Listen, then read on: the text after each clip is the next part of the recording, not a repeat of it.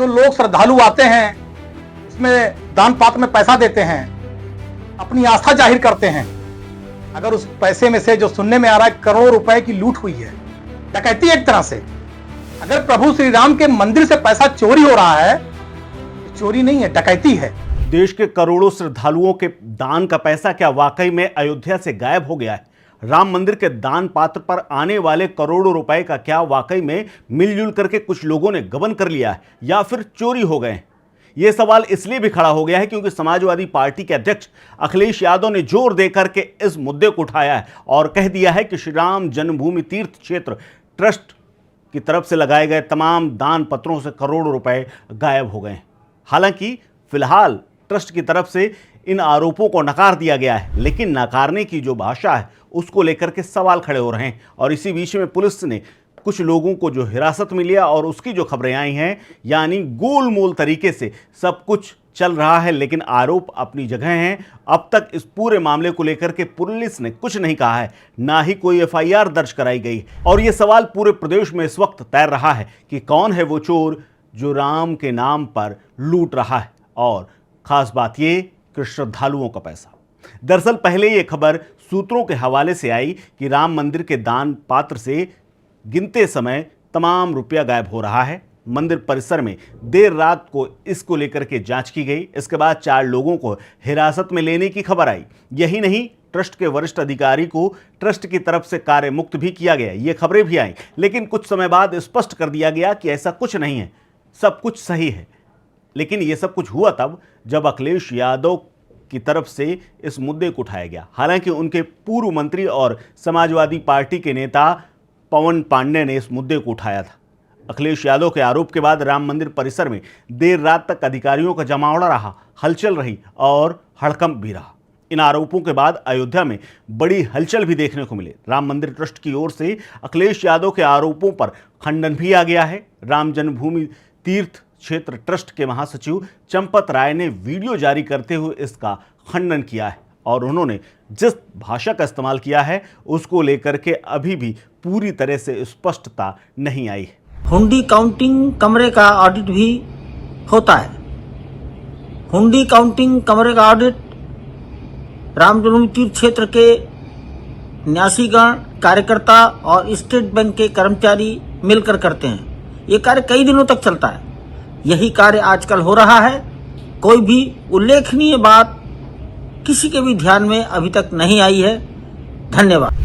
सूत्र बताते हैं कि दान पात्र में एसबीआई से काउंटिंग के लिए तैनात किए गए 4 कर्मचारियों को हिरासत में लिया गया था, उनसे पूछताछ की गई थी। इसके अलावा सूत्रों ने यह भी बताया कि चारों से रिकवरी भी की गई, यात्री सुविधा केंद्र से रिकवरी की गई, ये भी बात सामने आई। उसके बाद कुछ देर बाद पुलिस के आला अधिकारी मौके पर पहुंचे और उन्होंने दावा किया कि किसी भी व्यक्ति को हिरासत में नहीं लिया गया है, ना ही किसी से पूछताछ की जा रही है। मीडिया में भ्रामक खबरें चलाई जा रही हैं। तो सवाल ये है कि आखिर बिना कुछ हुए आखिर इतना बड़ा बवाल बवंडर क्यों मचा हुआ है? फिलहाल इसको लेकर के ये कहा गया है कि नॉर्मल ऑडिट प्रक्रिया चल रही है और राम मंदिर परिसर और राम मंदिर ट्रस्ट से जुड़े हुए लोगों की ये व्यक्तिगत बात है। 4 लोगों को हिरासत में लेने की बात भ्रामक है। उधर राम मंदिर में कथित दान चोरी को लेकर के बीजेपी प्रदेश अध्यक्ष से सवाल किया गया।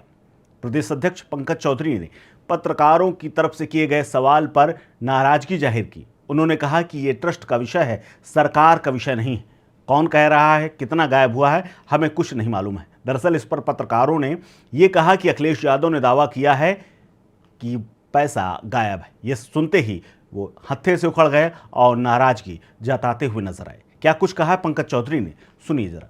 ये सरकार का विषय नहीं है, मंदिर प्रशासन का विषय, मंदिर प्रशासन उसका जवाब देगी। लेकिन अभी तक इतना 7 करोड़ की राशि जो चढ़ावे की है गायब हो गई है, क्योंकि सनातन पर ये एक चोट है। और आपकी कहाँ पे कौन कह रहा गायब हो गई है? तो अखिलेश यादव ने तो अखिलेश यादव कहते रहे, उनका हम जवाब थोड़ी देते रहेंगे। यहां तक तो सब कुछ ठीक था, लेकिन राम मंदिर में चढ़ावे में करोड़ों रुपए की चोरी के दावे पर शंकराचार्य अभी मुक्तेश्वरानंद भी चुप नहीं रहे। उन्होंने भी बड़ी बात कही है। शंकराचार्य ने कहा कि जब आप चोर को रक्षक बना देंगे तो वो क्या कहेगा? पहले जमीनों के नाम पर हेर फेर हुआ, अब सीधे पेटी से ही पैसा चोरी हो रहा है।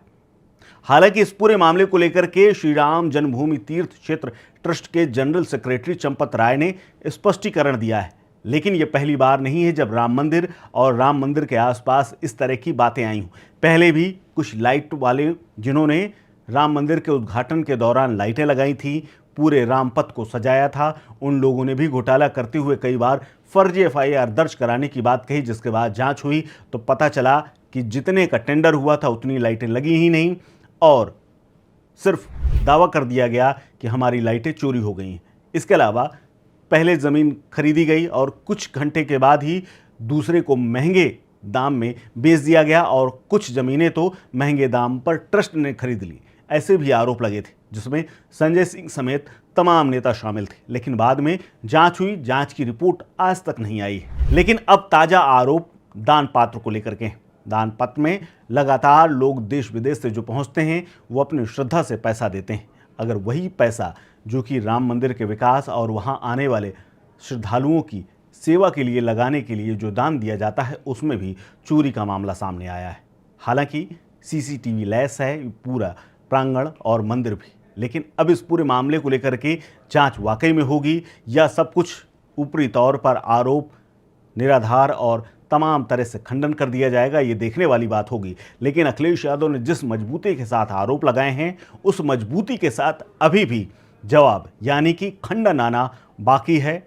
अब देखना होगा कि उस पर आगे क्या कार्रवाई होती है। फिलहाल आपको क्या लगता है, क्या वाकई में राम मंदिर में किसी तरह की चोरी हो रही है या फिर इस पूरे मामले की विस्तृत जांच होनी चाहिए? क्या अखिलेश यादव ने इस पूरे दावे को लेकर के कोई लूप होल छोड़ दिया है?